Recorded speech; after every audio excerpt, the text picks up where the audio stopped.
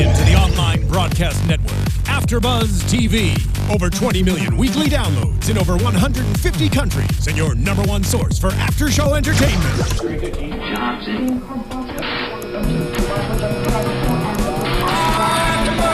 AFTERBUZZ TV, the destination for TV superfans. Producing after shows for over 300 of your favorite TV shows, interviewing celebrities and showrunners, and bringing you behind-the-scenes exclusives. All thanks to E! Entertainment's Maria Menounos, producer Kevin Undergaro, and internet leader Akamai. Now, let the buzz begin! Hey guys, welcome to episode 3 of The Affair After Show. I'm your host, April Whisenhant. Tonight with me, I am Gonsalves, and I'm very excited to be here with my girl April. What's up, everybody? Me too. What's up? Yes. Well, another crazy, amazing episode. Yes. I mean, just so much happening tonight. So much different stuff happening between their stories. Yes. So I'm kind of excited to really get into the meat of that. Yes. Let's go ahead and start off with Noah Part 1. So something that I noticed a lot tonight was the idea of honesty being brought up. Mm-hmm. Whenever he's speaking with Harry, the book publisher, editor, whatever kind of guy he is, he tells Noah that he has an honest face. Did that stand out to you at all? Well, I think it's very interesting that he said that, because obviously the show is based on, having an affair. Right. So he's obviously being dishonest with his family. Right. He's being dishonest with the people around him. Mm-hmm. I mean, he's constantly, he's lying to everyone. Right. So for him to say that he has an honest face, I think it was pertinent for the plot, because he is very dishonest. Right. So I kind of think, but what's weird is I agreed with him. Mm-hmm. And I don't think he has an honest face when it comes to Allison's parts, but when it's his part, I feel like he seems very genuine all the time whenever he's speaking to someone. I'm like, he does kind of have an honest face, even though he's lying through his teeth all the time. Right, and which also could mean that is why he's able to get away with the things he's getting away with. Right. Because, people think he is being honest and being genuine. He's just writer. He's able to speak very well. Mm-hmm. Allison at one point, compared him to her grandfather, mm-hmm. because he tells stories. Mm-hmm. And but the grandfather, I took that as the grandfather always never was quite telling the truth. Right. Which it kind of, even though she wasn't meaning it that way, mm-hmm. it was interesting that he said it that, because it really meant that he's not telling the truth either. Exactly, yeah. And I thought that another one of the kind of on the point of honest. Mm-hmm. Also, I thought how this episode kind of started off where he was with his wife, mm-hmm. And he tells her, "Don't wake up." We also see later in the episode where she is with her husband and says the same "Don't thing. Wake up." I know that's kind of that. Right. We'll talk more about that later, but I just thought about that's kind of interesting. And it's funny too, because in the last episode, the same thing happened. I can't remember what it was actually that was said, mm-hmm. but they both said the same thing. And I want to say this is probably going to be a recurring theme mm-hmm. within their stories, that there's going to be one tying element that they both say the same thing. Right.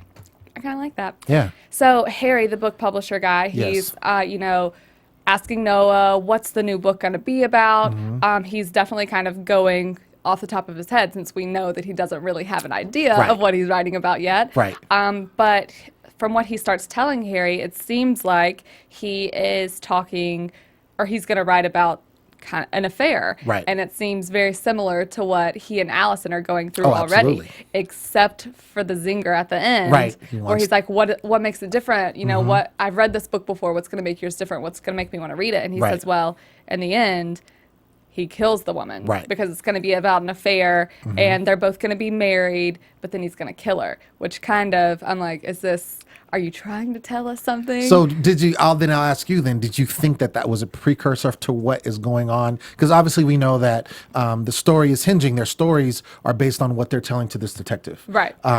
We know at this point he's investigating a murder. Mm-hmm. We thought it originally was an accident. He's mm-hmm. now saying that it's a murder. Right. He's asking them both on separate occasions, mm-hmm. or in separate entities. And so did you think that was a precursor to where someone, Allison is going to die for real? Mm-hmm. Or did you take it as he just put that spin on it so it could come away from what is actually happening? Because everything he said up to that point is what's happening now.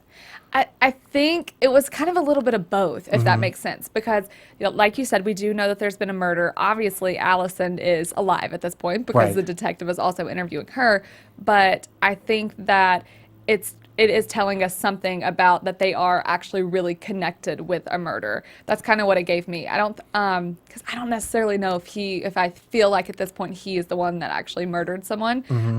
But I think it was a little bit of both. He was trying to, I think he kind of realized, it clicked in his mind, like, wait, I'm saying too much about what is actually happening in my life right now, so let's change it up. But it's kind of interesting that it's the murder perspective now that we know that someone was for sure killed. Well, too, if you think about it, this is on his version of what happened. So he's telling this story to the detective. And my thing is, I wouldn't say anything about murder Heck no. to someone who's investigating a murder. No. Even if I didn't do it, just to give an inkling of seeing that I could be guilty of something. Right. So I thought that was kind of flippant on his part to say that. But I think it was, he's supposedly telling the truth to the detective. And if that's actually happened, I think he just did it to impress, Harry, the book person. And I mean, I was impressed. I kind of want to read that book. Yeah, the fake book. Yeah, exactly, the fake book. So from there, we see him, he goes to the restaurant where Allison works. And she's not there. He's clearly, he obviously wants to see her because he pays $100 for 6 T-shirts or 4 or 5 T-shirts, however I think it was like 5. Yeah. So he obviously wants to see her. And we see him speak with Oscar Hodges, Allison's boss, who we see a lot this episode. Right. And definitely becomes a bigger, more important character. Something that I was kind of thinking about is that it's laying the groundwork for a lot of people see the beginning of the affair. Like, I feel like this is something that we could see maybe, in future episodes where they're kind of like, oh, I remember seeing this person. And so I feel like he's already starting to make silly mistakes. Like, you don't show up at this chick's work after you were just there. She was your waitress. Like, the fact that they remember him is, I think, already, it's kind of popping up on my radar as a mistake. Well, I think overall, they're making a lot of mistakes. Again, these are both their versions that we're seeing. Right. But even if you look at both of their versions intently, they are making mistakes. Right.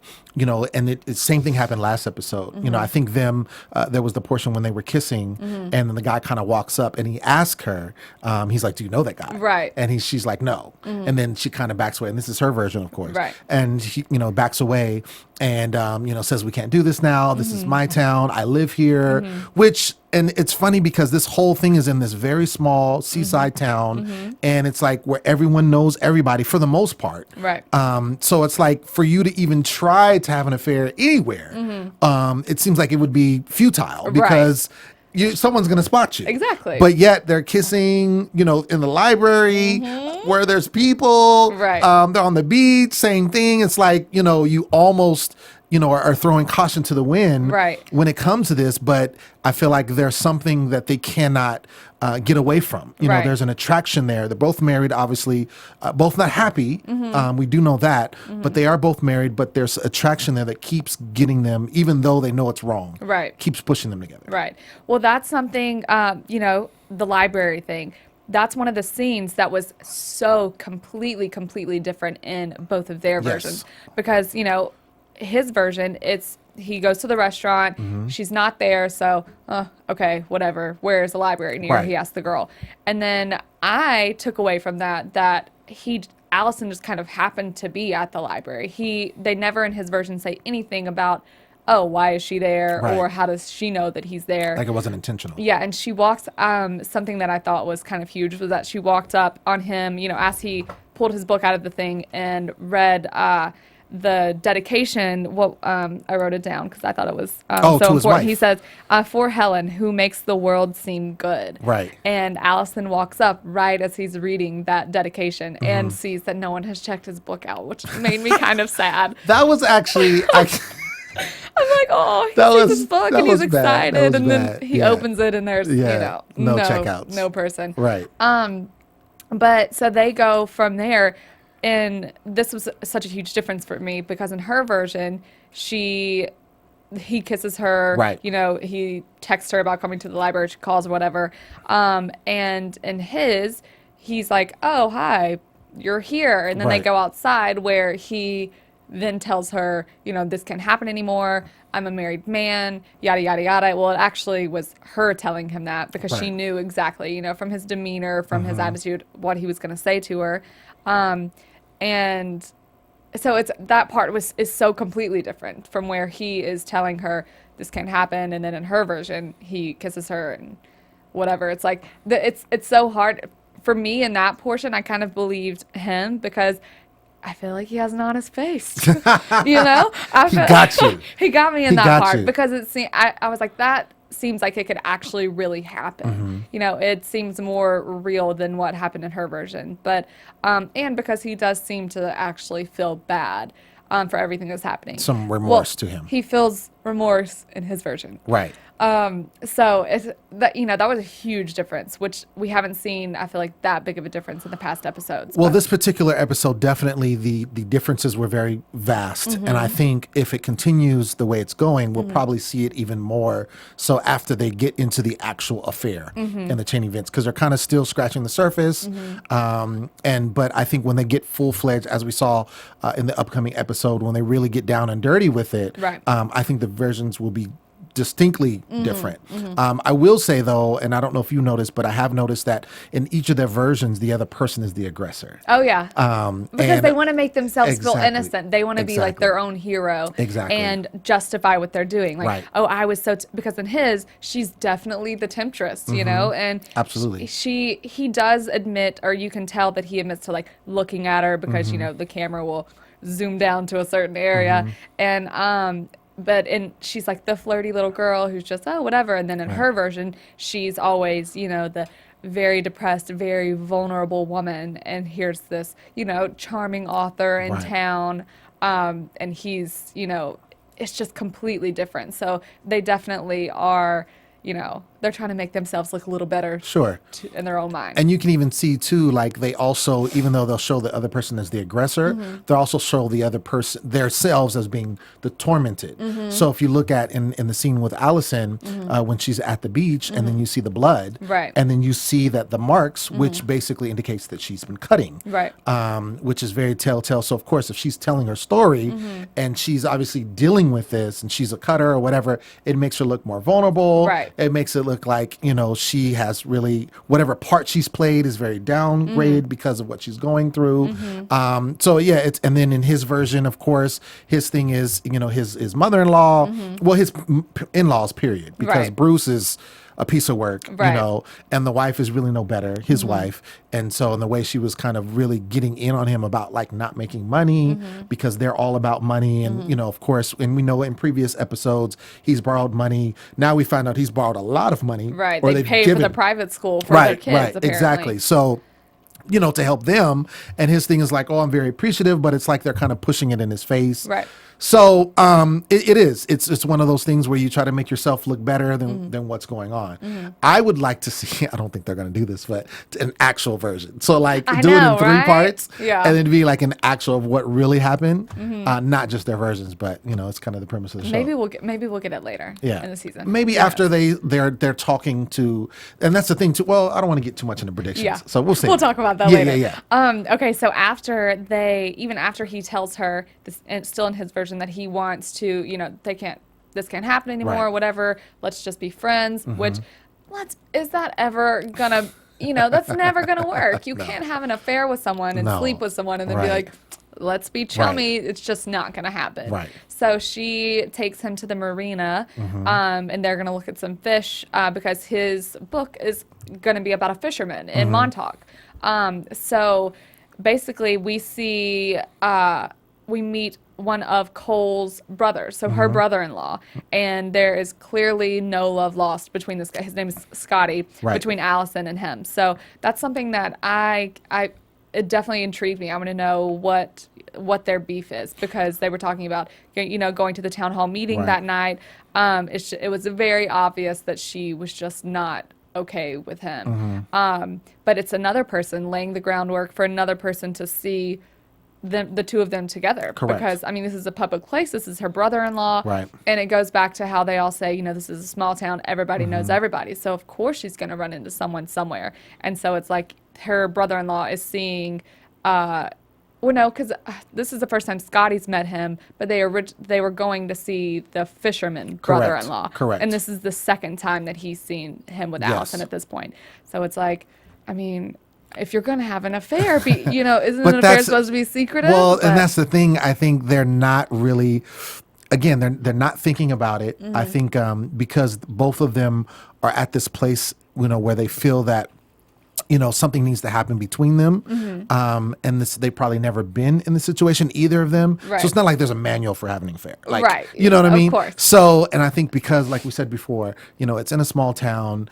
Their families are very involved in the town. Like, both of their families. Yeah. His in-laws, and then of course her immediate family, her husband's family, all of that. I think the kind of the animosity could be stemmed from the baby being lost, because like I said and we talked about this in the last episode, her mother-in-law, Scotty Cold Alder's mother, Right. basically was kind of reaming her, saying basically, oh yeah, if you have another child, I'll take care of this one, meaning like it alludes to she did something wrong Right. for the baby to die. We still don't know yet. I thought we were going to get more. But I we know. did it. We need some more info on that. Yeah, I think they're kind of they're stringing us along. Because I was definitely thought that it was going to be, or that she was so depressed just because her baby died in general. Obviously, that's huge, is going to make a mother depressed to anyone. But Right. if the fact that we now know that she probably had something to do with it, not like killing her baby. Not but, intentionally, but yeah, it was some it's accidental something thing that could have been prevented. It kind of makes a little more sense. Right. How she acts. But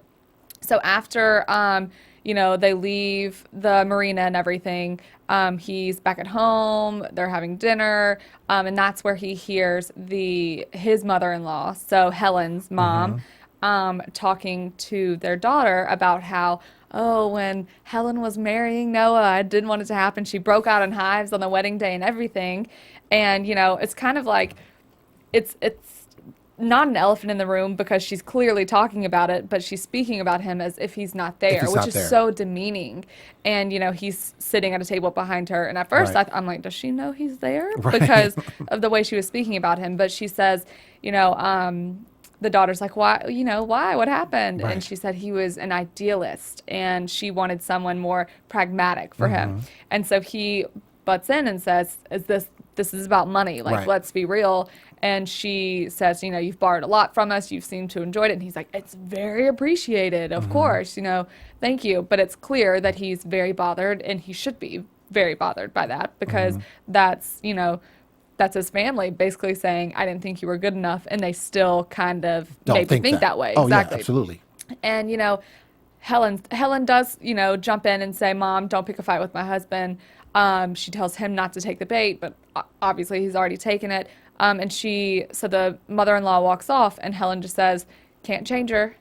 And that's not, that's not how a supportive wife Right. in that situation should act. Obviously, I know, I love my mama and don't want to fight with her as much as I can. But at the same time, there's a line, you have to be supportive of your spouse. That's ultimately, once you're married, the most important relationship in your life. No, absolutely. So it that was one of the things where I've been like, oh, but they seem happy sometimes. Obviously, they have other issues, but it's definitely, that theme is starting to come out that she doesn't necessarily support him how he needs to be supported, I think. I totally agree. And I think that is a lot of what is the rift in their marriage. Because if you think about it, any man is going to, if he cannot provide fully for his family, he's going to feel some kind of way. Right. He's going to feel emasculated, depending on the person. But ultimately, if you're the husband and the father, you want to be able to provide your family, care for your family. And it's Right. not like he's not doing that. He's, he's a teacher,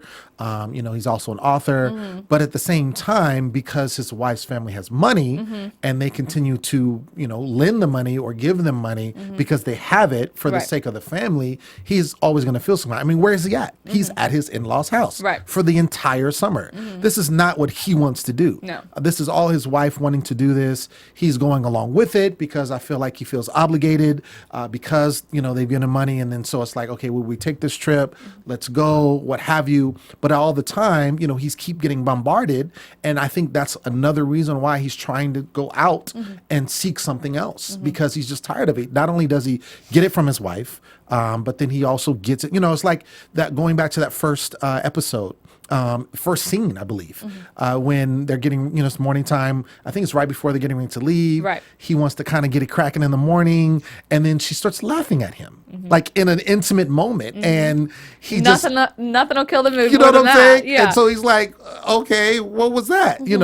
And so I think he's gotten this a lot, and he gets it from his wife. He gets it from his daughter because his oldest daughter, doesn't really respect him very much. So, I mean, he's getting it all over. He's in this situation where he's supposed to be the man of the house and he's not. Right.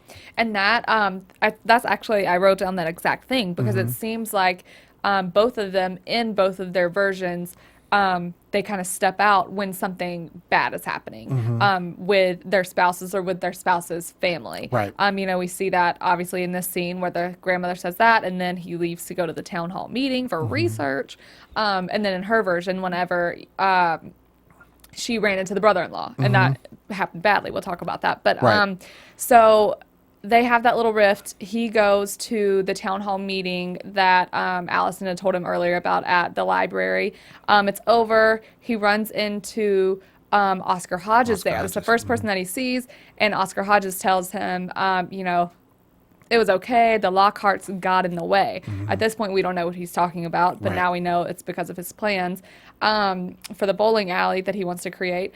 But so then he runs into Allison, or sees Allison. She was saying goodbye to someone, and they go, I guess, or to a private area, and they chat a little bit. And something that I was thinking about whenever we were watching the episode at this part, he says, he once again tells her this can't happen, this is bad, because she kisses him, but then she kind of walks away and's like, I thought you wanted this to happen. Right. And he's like, no, and grabs her back and is like, this has to go at my pace. And then they proceed to get busy. Right. But it is about being him feeling emasculated in other areas in his life, Right. because it's clear he's like, I want to be in charge. I want this to go my way, because so many other things aren't that way in his real life. And that's such a great point, because that just proves everything that I said earlier. Right, exactly. And I didn't really, until you said it now, I didn't really get that. But now that you're saying it, it makes total sense, because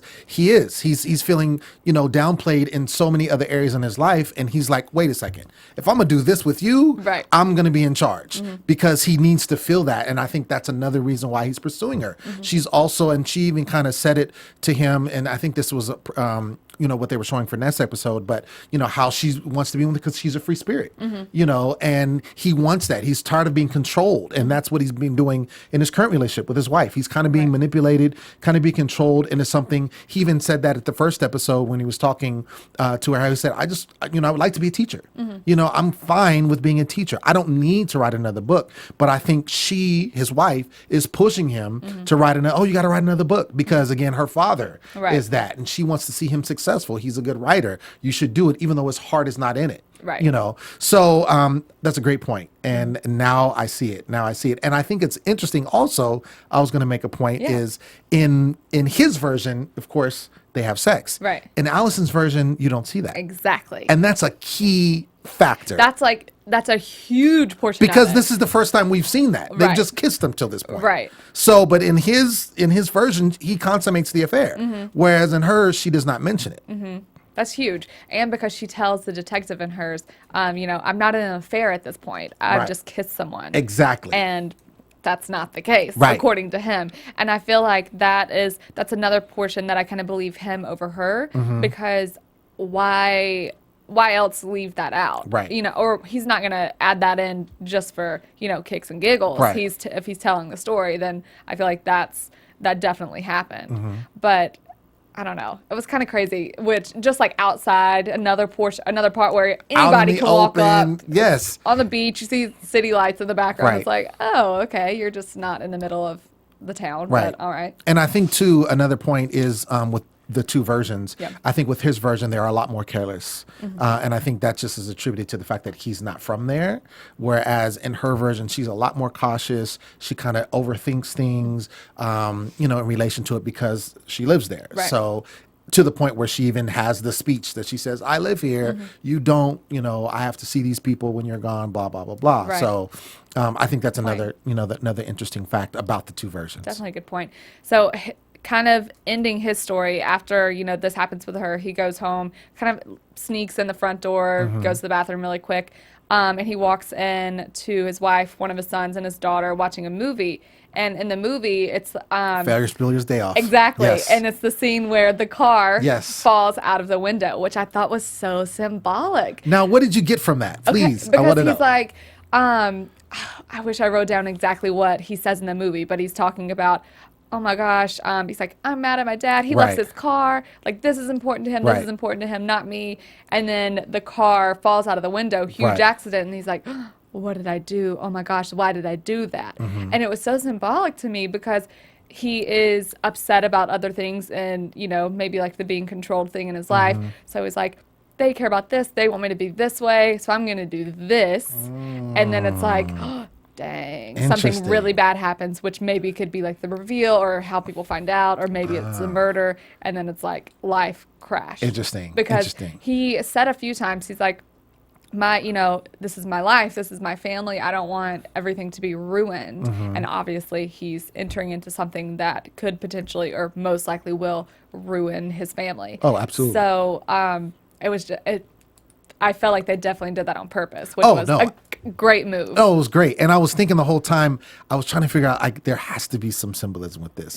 To pick that movie, to pick that scene in the movie, because that was a pivotal, that's one of my favorite movies of all time. Oh, yeah. So I love that movie, and that scene is very poignant because, that character continuously was getting, berated by his father and told him to do one thing and the other, and he kicks his fancy car down, where they're trying to reverse the miles, Right. which is stupid, but he ends up kicking it and it falls down, it crashes.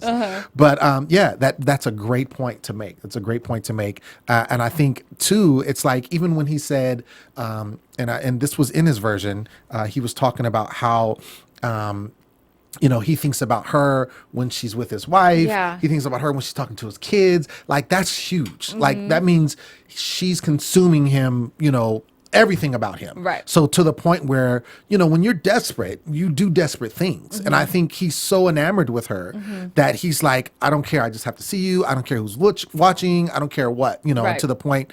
And I think too, like when we're talking about versions and who is more truthful, I do think that he is the aggressor.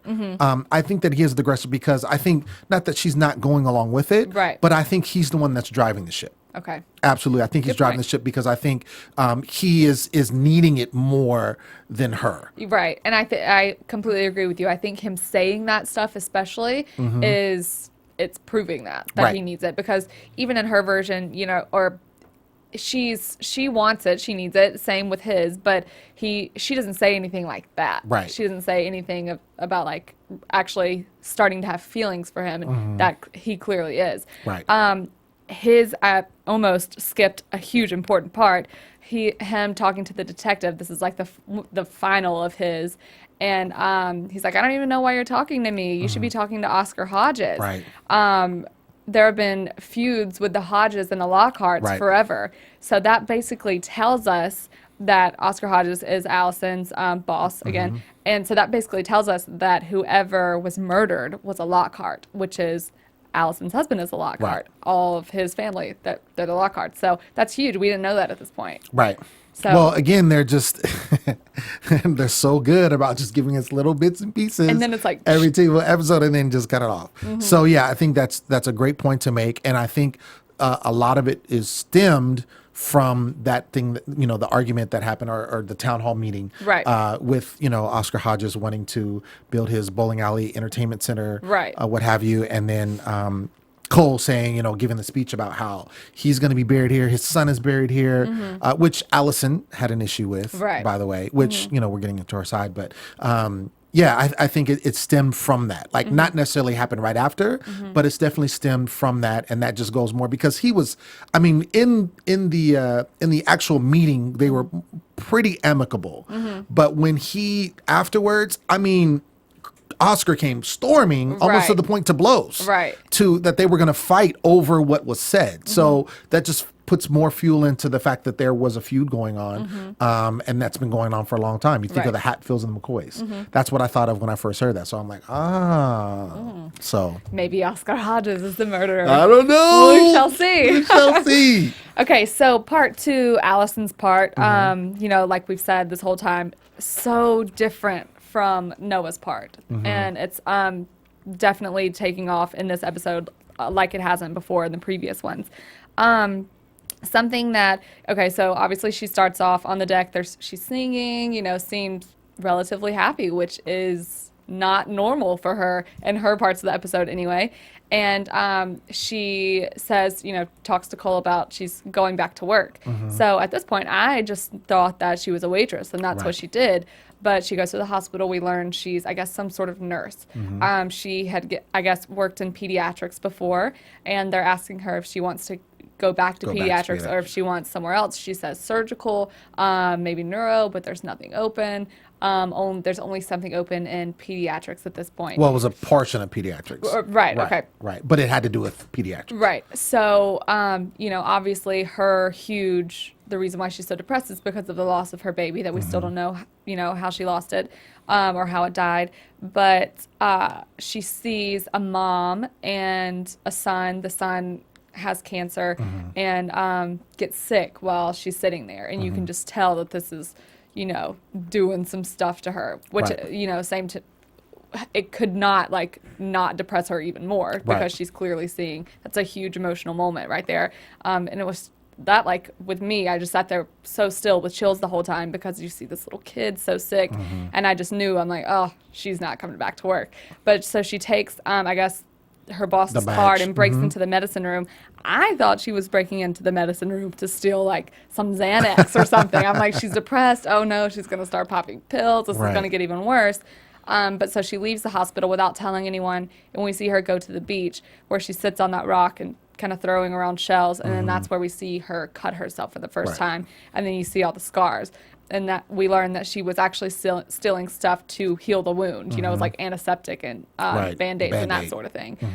So that's another thing we learned tonight, that she is, you know, she's so depressed that she is actually physically harming herself. And she's clearly done it a lot of times because there were a lot of scars down her leg. A lot of marks. I thought it was a very poignant portion leading up to this point because this gave us a couple of things. You know, first, you know, where she worked prior, what she did prior, how she worked in that environment. But it also shows us that she's not ready. You know, the whole point about pediatrics is because I believe her child, and her reeling from the death of her child. So to go to pediatrics is going to trigger all these memories with these sick children, which is why I think she had, you know, the problem with seeing the sick child there. And then to see, again, like you said, breaking in and then going to the beach, she's been cutting. So that just shows that she's also doing harm to herself due to probably the depression that she's had. So it just showed a lot of her character and what she's about. Because my thing, when we first saw her in the restaurant, I thought that's what she did, like all this time. But it sounded like she just went to that because, and we see also, and it was kind of a bonding moment. I kind of took it as somewhat like a morbid bonding moment, if I could, when she was with Oscar and he was talking to her and he's like, hey, can I leave early? I said, he's like, well, you just got here, you know, and her whole thing was like, yeah, but I got to go. And he's like, well, you know, just make sure you have my back at the, you know, the forum that they have, town hall meeting. And so, but the whole thing is that he said that, you know, we've known each other. There was a point that they've known each other for a long, long time. Oh yeah, he did say that. Yeah, and it sounds like that they have history, not that they've done anything, but that they probably were good friends. So I took that as probably when she, you know, lost the child and quit her job or what have you, he took her in. He did it as a favor. As a favor. Good point. And which is also why he kind of treats her the way she does. It's kind of like what you would do with kind of a sister, that, you know, like, oh, get away from her. You know what I'm saying? Because I just thought he was a jerk. Yeah, you know, me too. Which he is. Yeah. Let's keep it real. But it just makes more sense as to why he acts that way to her. Because at the end of the day, he really does care for her. And that moment showed me that. That's true. I didn't even think about that until just now. So great point. You're good. You're good. I just, the whole time I'm thinking while she's at the hospital still, though, I'm like, this, you're obviously still so depressed. This is Right. kind of like the dumbest move in the entire Right. world to go back right now. Which she said, she says to Cole in the beginning, she's like, I can't work for Oscar forever. Obviously, she wants to move on with her life. She needs to move on with her life. But I'm like, there's no way. Just with her, she shows all the time her vulnerability. So Right. I just thought, I'm like, there's no way this is going to work. And we obviously see that it doesn't. So after she goes, we see her on the beach and everything. She goes to work and she, having a bad day, talks to Oscar. That's where we learn about his bowling alley plans, which was, a huge thing in the book. Something I thought that was interesting as well was that I think it's kind of funny that Noah is writing a book about the commercialization of Montauk. Obviously, it has a love story in it, but how people are bringing in all of these businesses and that it's just, not good for the city. And Allison's husband feels the exact same way because he's so against Oscar's plan. So I'm Right. like, oh, that's kind of interesting. But so I guess he's going to build what he called an entertainment center next to the restaurant. Basically, I guess it's going to be a bar that has a bowling alley. And he asked Allison to support him, to have his back. And she definitely doesn't say no. She does say, like, why would I do that? But I got the sense that she was going to have his back. And then they go into the town hall meeting that night, and she doesn't say anything. But I knew she wasn't going to say anything. So you thought she was going to have his back? I thought she wasn't. I didn't think she would, but I didn't think that she necessarily would be completely against it. Well, the way I took it, because I want to say at some point when he said that, she said, like, I can't. Oh, yeah, she did. Meaning, because her husband, Right. She has to side with him. Right. And there's obviously, as we know, they have that feud. And he was obviously not knowing, we didn't know what he was going to say. Right. How much against it he was going to be. But her whole thing, it sounds like because of their history, she was just like, dude, and I think she really liked the plan. Like, Right, I think she so was too. with it. But I think the issue is that because she knew that her husband would not be, she's like, I want to be able to support you, but I really can't. Right. Which would in turn why it would make sense why she couldn't really back him up. That definitely makes sense. We also see him tell her, this is leading into another huge difference between the two stories. He's like, a guy was here looking for you earlier. He left a note on the board. And so and that didn't happen before. The note says, it's like, I need your help with something, call me. And so that's where she goes to the library and sees Noah, which we did not see in his portion whatsoever. I thought, Correct. like I said, I thought it was a coincidence. And so they're sitting at the table with each other, kind of chatty, and he just leans in and like lightly kisses her like they, weren't Right. Like in they're a couple. public. Yeah. Yeah. And she definitely seems super, she's jumpy. She kisses him, but she, Right. you see her looking around like, where is anybody looking? But so then they see they look at the book that I guess was her grandfather's, and that's where she says her grandfather was a storyteller. He reminds me a lot of you. And so it kind of, how, like we said, in his portion, they're like, oh, honest face. And this one, Right. she's like, you're a storyteller. Right. You're a liar. Basically, exactly. Case in You're point, lying you're to a your liar. wife. Right. So that's library scene, totally completely different. And they go, they do go to the marina, and that's where they kind of like go off to the side. They kiss, and she says again, like, this can't happen. He's like, you're right, it can't. Let's just be friends. Right. But if this happens, whatever. Right. And we see them, do their whole super public thing again. But at this, they're ending it. It's not going to happen again. But obviously, it's going to continue happening. But so she also, in the thing, at the end of that day, she invites him, or she's like, hey, we have this town hall meeting. Yeah, which she didn't doesn't- which didn't happen earlier. Right. Or she didn't like outright invite him. He just Right. like heard about it and then He ended said up he's gonna going. go. And so, we learn later in the episode that Noah did not go to the town hall meeting Right. in her version. But so at the meeting, we learn a lot of stuff. And Cole clearly does not like Mr. Oscar Hodges' not plan. at all. And I don't know. What did you do? You think that the bowling alley would be a good idea? I think from the vibe that I got, like, it's definitely not going to happen. So I guess we'll learn in later episodes if Right. that like builds even more tension, if it does or if it doesn't. Well, I think for as far as that's concerned, it's funny because when I'm watching it, I see Oscar, make his pitch about what he wants to do, bring that to the town, what have you. It's going to generate money.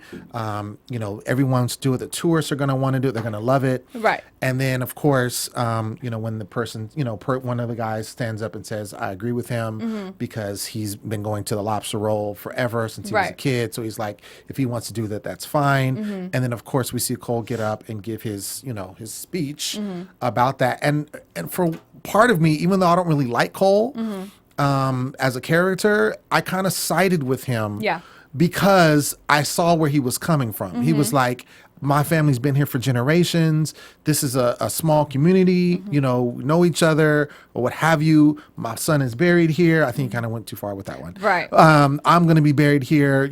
I want to keep it the way it is. This local town that has, people come in for the summer. He wants to keep it that way. And I could see, and I guess I was siding with him because I could see where he was coming from. He was coming from a heartfelt place. It wasn't like he was like, oh, we need to be broke or we shouldn't be making money, because obviously they all have businesses. They all have to take care of themselves. But it sounded like, because Oscar seems like he's very much more, about the dollar and about the money and not about the community. Whereas it seemed like Cole is more about the community. That's how I felt I really, sided with him in between the two of those. But it was an interesting way to see kind of how that feud is. Right. And it's probably been going on for just because they were kind of comparing notes. It was like, well, I've been here my whole life. It was like, well, I've been here too. Right. You see what I'm saying? So it was like they both come from the same source. This is, they're born and bred in this town. Their families have been here for generations, but they obviously have two different ways they want to go. Right. That's what, whenever he made the point, or he said, my son's buried here, I want to be buried by my son. That's when, I was like, well, it doesn't matter what Allison was going to say, if she was going to support Oscar or if she wasn't, everything's dead at that point, because she's not going to say anything because she's going to be so shooken up, which we clearly see later.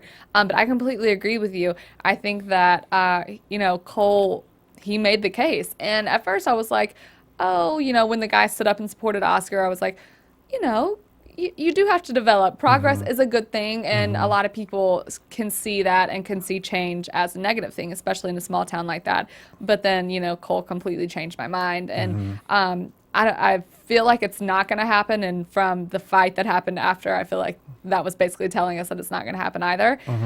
But it's definitely, that's adding a lot of fuel to that Oscar Hodges Lockhart's feud that apparently is going on. So, still just giving us more information and maybe a few more suspects for the murder once we find out whoever it is, whichever Lockhart that it most likely was. Right. So because I feel like at this point we're just thinking, oh, it was either Noah or it was Allison, whoever killed this person that they're speaking about. Right. But so I feel like they're doing a really good job of laying the groundwork of giving us a few more suspects and not making it outright like, oh, it's obvious that this person did it. Right. But I liked Oscar's, I liked how enthusiastic he was about the entire project, and I kind of liked his character coming in a little more because, basically we've only had like 3 or 4, or really kind of 3 characters. So I like the addition of him. I mean, he's obviously going to be an annoyance, but... Yeah. I think with me, and I think it was last episode when, he kind of showed his true colors a bit, because he obviously, and I don't want to say it's kind of bad what he's going through, because we see last episode, he's kind of down on his luck. Right. A lot. And he's like sleeping in his office because the girls went to go get their check. And, they're like, are you sleeping in your office? He's like, maybe. So, and this is another, reason when we saw, like I was saying before, about the relationship with Allison and Oscar, how it goes back, long before. Right. And it was like he kind of, gave this little spiel about how he was doing that. And they kind of had another kind of moment, where that they have history. And so I mean, I kind of feel bad for him, but at the same time I really don't, because I think that, again, he's all about pushing himself and his agenda, right, not for the soul, because you see how he treats his employees and all this stuff, and he's kind of brash and a little chauvinistic, so far that's what we've seen. Right. So that's why I'm just like, you're going through hard times, okay, but you still don't have to act that way. Yeah. So, I mean, it's interesting, but he does have people backing him. But at the same time, I think more people will be for Cole and for the Lockharts if you want to bring up families. Right. Because I don't see him having any support by any family. We haven't seen anybody else, come up from his family. Got it. I agree too. So in the very end of her episode, we see her in bed with Cole. And he, like we said earlier, she does the whole don't wake up thing, and then whatever happens. Right. And it's just kind of tying it back in, and they're still with each other. But that's where we learned that that Noah didn't go to the town hall meeting, but texted her about it. So totally, completely different. And then, at the very end when she's talking to the detective again, she says the thing about, I have to, she's like, oh, can I go? He needs to stay a little longer. And she says the thing about her baby. So she mentions that she obviously has another child at this point. So yes, which she said before. Yes. At the first episode. So kind of leading us into predictions. Yes, you got any good stuff for me? Let's see. And now, your AfterBuzz TV predictions. Okay, so I believe in going into the next episode, I see them giving more information. I don't know if they'll give us the whole story because of how they're doing this, teasing us. But I think we'll get more information about the baby. Right. Her baby, how the baby died. I think they're going to give us more information about that.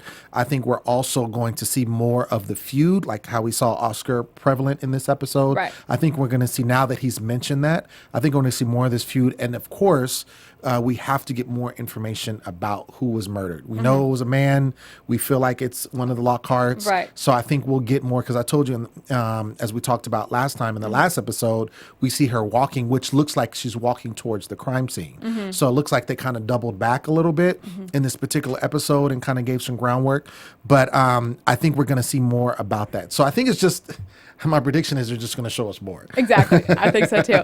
No, I agree with everything you said. I think that we're definitely going to learn more about the baby. I think that we're maybe learn a little bit more about the murder. I feel like it's going to be his brother for some reason. I feel like it's going to be Scotty because they introduced him. You see a little And animosity. there's some tension, yeah. I feel like it could be him. So we'll see next week. Yeah. I'm excited. I'm excited too. Yeah. Well, where can everyone find you on social media? Well, you can find me at The Poet Saint, and that's on Twitter and Instagram all day, every day. Awesome. You can find me on Twitter and Instagram at April Whisenhant. Thank y'all for watching. We'll see you next week. From executive producers Maria Menounos, Kevin Undergaro, Phil Svitek, and the entire AfterBuzz TV staff, we would like to thank you for listening to the AfterBuzz TV network. To watch or listen to other after shows and post comments or questions, be sure to visit AfterBuzzTV.com. I'm Sir Richard Wentworth, and this has been a presentation of AfterBuzz TV. Buzz you later. The views expressed herein are those of the hosts only and do not necessarily reflect the views of AfterBuzz TV or its owners or principals.